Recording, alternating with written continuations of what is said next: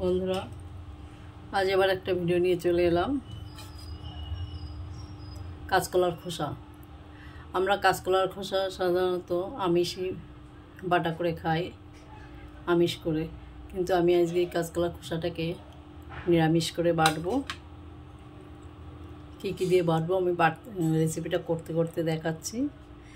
যাক, আমি রেসিপি শুরু করি, আপনারা দেখতে থাকুন। আমি খোসাটাকে ছোট ছোট করে কুচিয়ে কেটে নিয়ে আসি। কড়াই গরম হয়ে গেছে, আমি কড়াইতে তেল দিয়ে দিলাম। গ্যাসটা একদম ছোট করে দিলাম।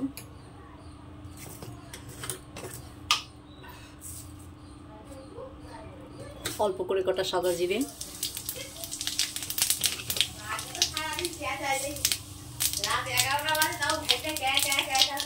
হ্যাঁ গো, কটা কালো জিরে দিলাম, শুকনো লঙ্কা দিলাম,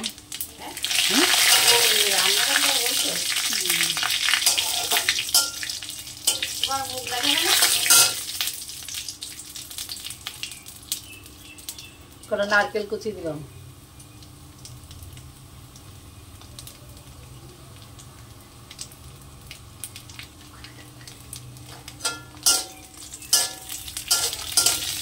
এটাকে আমি একটু হালকা করে ভেজে নেব।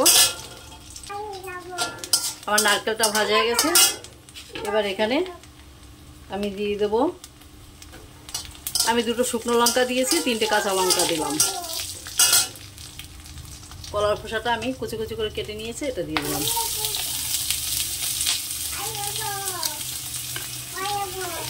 বাই যাবি, বাই যাবি।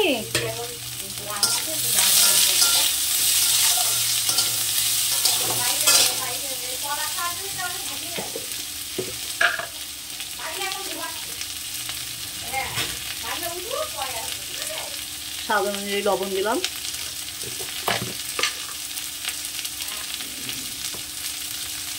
হলুদ দিলাম। এবার খোসাটাকে আমি ভালো করে ভেজে নেব। আমি আজকে শিলে বাটবো, কিন্তু বাটাটা তোমাদেরকে দেখাতে পারছি না বন্ধুরা। এইসব বাটা যদি শিলে করা হয় ভালো হয়, মিক্সির চাইতে শিলে করলে খুব সুন্দর হয়। খোসাটাকে আমি এইভাবে নেড়ে চেড়ে সুন্দর করে নর্মাল আজে ভেজে নেব। আমার খোসাটা বাটা গেছে। খোসাটা কিন্তু খুব কড়া করে বাটলে হবে না, ভাজলে হবে না, একটু নরম নরম রেখে ভাজতে হবে। আমার খোসাটা ভাজা হয়ে গেছে। এবার আমি এটাকে বেটে নেব।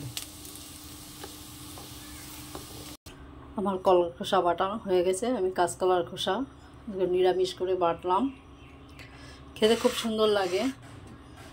আপনারা বাড়িতে এইভাবে নিরামিষ খান যারা, কিংবা যেদিন নিরামিষের দিন থাকে, সপ্তাহে তো অধিকাংশ লোকে একদিন নিরামিষ খায়, নিরামিষের দিন থাকে, সেই দিনগুলো এইভাবে বেটে খেয়ে দেখবেন। অন্য কিছু লাগে না, এই বাটা দিয়েই ভাত খাওয়া হয়ে যায়। যাই হোক, আমার রেসিপি আজ এই পর্যন্ত। আমার চ্যানেলে যারা নতুন, আমার চ্যানেলটা একটু সাবস্ক্রাইব করো, যারা পুরনো লাইক শেয়ার কমেন্ট করো। নমস্কার।